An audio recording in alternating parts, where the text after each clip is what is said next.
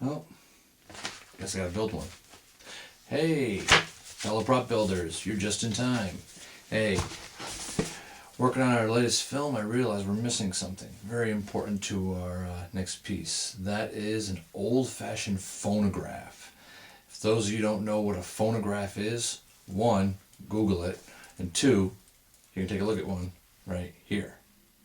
Okay? It is obviously the predecessor to pretty much every form of music that we've ever heard on a recording style other than the Edison recording canisters. Anyway, enough of the history lesson, back to the prop build. So we decided that we needed this prop for our latest short trailer, the Baxter House. And so we set forth to look for one, and after realizing it was too expensive to actually go and buy one, we managed to build one.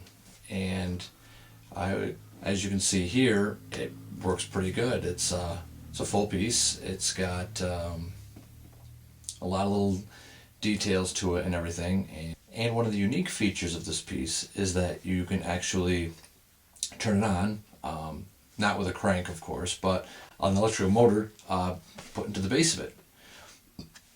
And when you turn it on, bam-o.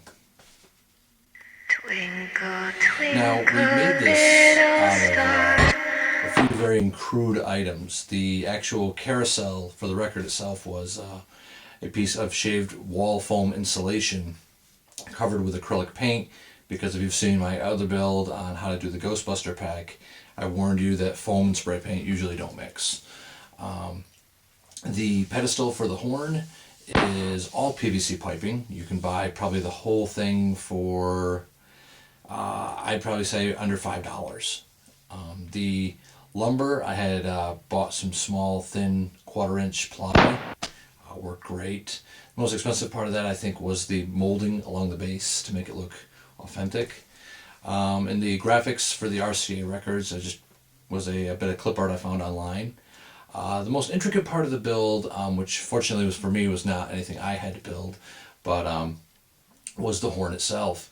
The horn, I had a friend of mine, she did some beautiful work. She painted all of those flowers by hand, and we've actually just, believe it or not, just converted an old lampshade and attached a funnel to it.